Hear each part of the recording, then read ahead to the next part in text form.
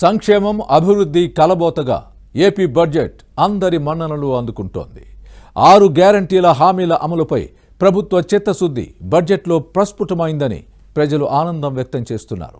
2047 నాటికి స్వర్ణాంధ్ర సాధన, రాష్ట్ర పునర్నిర్మాణమే లక్ష్యంగా 10 సూత్రాలతో ప్రభుత్వం అడుగులు వేసిందన్న అభిప్రాయాలు వ్యక్తమవుతున్నాయి.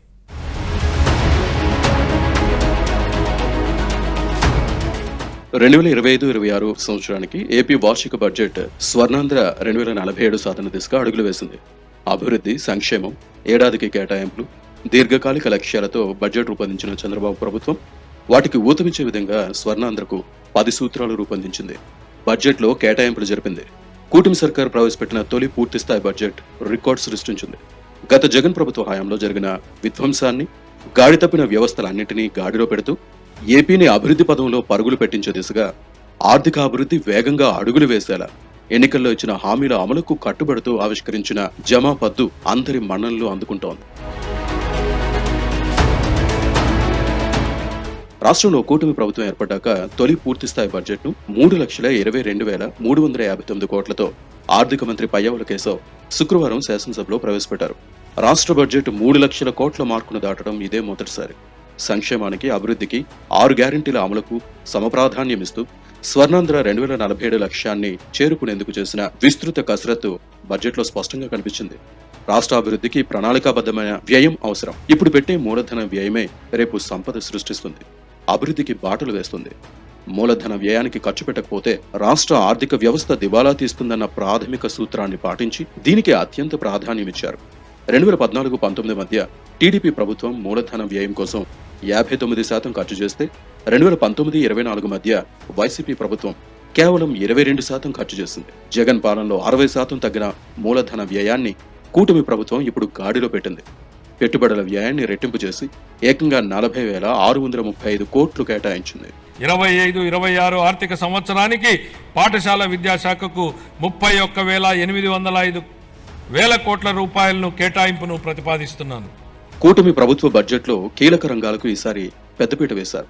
పాఠశాల విద్యకు 31,806 కోట్లు, బీసీ సంక్షేమానికి 23,260 కోట్లు, వైద్య ఆరోగ్య శాఖకు 19,265 కోట్లు, పంచాయతీరాజ్ గ్రామీణాభివృద్ధి శాఖకు 18,848 కోట్లు కేటాయించగా జలవనరుల అభివృద్ధి శాఖకు 18,020 కోట్లు, మున్సిపల్ మరియు పట్టణాభివృద్ధి శాఖకు 13,862 కోట్లు, విద్యుత్ శాఖకు 13,600 కోట్లు, వ్యవసాయానికి 11,636 కోట్లు, సాంఘిక సంక్షేమానికి 10,909 కోట్లు, ఈడబ్ల్యూఎస్ సంక్షేమానికి 10,619 కోట్లు, రవాణా రంగానికి 8,785 కోట్లు బడ్జెట్లో కేటాయించారు. అంతేకాదు తెలుగు భాష పరిరక్షణకు ప్రభుత్వం ఈ బడ్జెట్లో 10 కోట్లు కేటాయించింది. ఇలాంటి కేటాయింపు ఇదే తొలిసారి. ఈ మొత్తాన్ని మరింత పెంచే అవకాశం ఉంది. పాఠశాలలకు ఉచిత విద్యుత్ వంటి అనేక కొత్త చర్యల్ని ప్రభుత్వం ఈ బడ్జెట్లో ప్రతిపాదించింది. కాగా బడ్జెట్లో ఏకంగా 40,635 కోట్ల మూలధన వ్యయాన్ని ప్రతిపాదించడంపై వైసీపీ నానాయాగి చేస్తున్నప్పటికీ చంద్రబాబు లాంటి సంపద సృష్టికర్త ముందు అదేమీ అసాధ్యం కాదన్న అభిప్రాయాలు వ్యక్తమవుతున్నాయి. టీడీపీ ఎప్పుడు అధికారంలో ఉన్నా మూలధన వ్యయానికి ఎక్కువ ప్రాధాన్యమిస్తుందని, ఖర్చు పెడుతుందని ట్రాక్ రికార్డ్ చూస్తే అర్థమవుతుందంటున్నారు. జీఎస్టీ విధానం వచ్చాక రాష్ట్ర ప్రభుత్వానికి వనరుల పరిధి తగ్గి చాలా పరిమితులకు లోబడి ఆదాయం సమకూర్చుకోవాల్సి వస్తోంది. ఇలాంటి పరిస్థితుల్లో మూలధన వ్యయం పెరిగితేనే ఆదాయం పెరుగుతుంది. దాన్ని దృష్టిలో ఉంచుకునే మూలధన వ్యయాన్ని ప్రభుత్వం గణనీయంగా పెంచిందని అంటున్నారు విశ్లేషకులు. వికసిత్ భారత్ 2047కి అనుసంధానంగా మన రాష్ట్ర ప్రగతి పదంలో ముందుకు నడిపించి 2047 నాటికి $2.4 ట్రిలియన్ ఆర్థిక వ్యవస్థగా మార్చాలని, ప్రజల తలసరి ఆదాయం $43,000 సాధించాలని ప్రభుత్వం లక్ష్యంగా పెట్టుకొని 10 మార్గనిర్దేశక సూత్రాలతో స్వర్ణాంధ్ర 2047 ప్రణాళిక రూపొందించింది. స్వర్ణాంధ్ర 2047 మార్గనిర్దేశక 10 సూత్రాల్లో ఫార్మర్ అండ్ అగ్రిటెక్ అనేది వ్యవసాయ రంగానికి సంబంధించినటువంటి సూత్రం. ఆర్థిక బడ్జెట్ అనంతరం మంత్రి అచ్చెన్నాయుడు వ్యవసాయ బడ్జెట్ ప్రవేశపెట్టారు. 2047 నాటికి స్వర్ణాంధ్ర సాధన దిశగా బడ్జెట్ను రూపకల్పన చేస్తామన్నారు.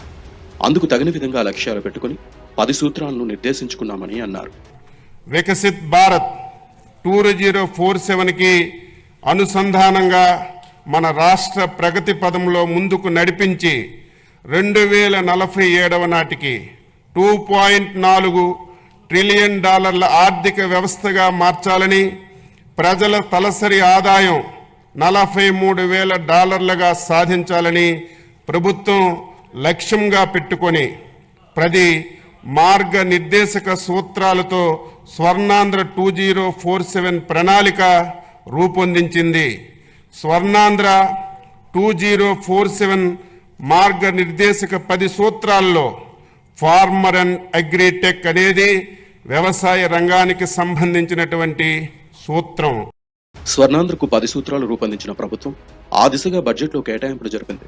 ప్రస్తుతం 5.3 కోట్లుగా ఉన్న రాష్ట్ర జనాభా 2047 నాటికి 5.8 కోట్లకు చేరాలని, 70.6 ఏళ్లుగా ఉన్న సగటు ఆయుష్ ప్రమాణం 85 ఏళ్లకు పెరగాలని, 36% ఉన్న పట్టణ జనాభాను 60% పెంచాలని, 72% ఉన్న అక్షరాస్యత రేటును 100% చేర్చాలని, ఉపాధి ఉద్యోగ రంగాల్లో ప్రస్తుతం 45.8% మాత్రమే ఉన్న మహిళల భాగస్వామ్యాన్ని 80% పెంచాలని, ప్రస్తుతం $170 బిలియన్ ఉన్న జీఎస్డీపీని $2.4 ట్రిలియన్ పెంచాలని, ప్రస్తుతం $3,200 ఉన్న తలసరి ఆదాయాన్ని $42,000కు చేర్చాలని, ఇప్పుడు $19.3 బిలియన్ ఉన్న ఎగుమతులు $450 బిలియన్ పెరగాలని, వచ్చే 5 ఏళ్లలో వృద్ధి రేటును రెండింతలు పెంచి 29.29% చేర్చాలని ప్రభుత్వం నిర్ణయించింది. మొత్తానికి వైసీపీ ప్రభుత్వ అస్తవ్యస్త ఆర్థిక విధానాల వల్ల ఏర్పడిన సవాళ్లు, ఇబ్బందులు అడుగడుగునా అడ్డు తగులుతున్నా వాటిని అధిగమిస్తూ రాష్ట్ర పునర్నిర్మాణానికి ఏపీ ప్రభుత్వం బాటలు వేసిన వైనం అందరి మన్ననలు అందుకుంది.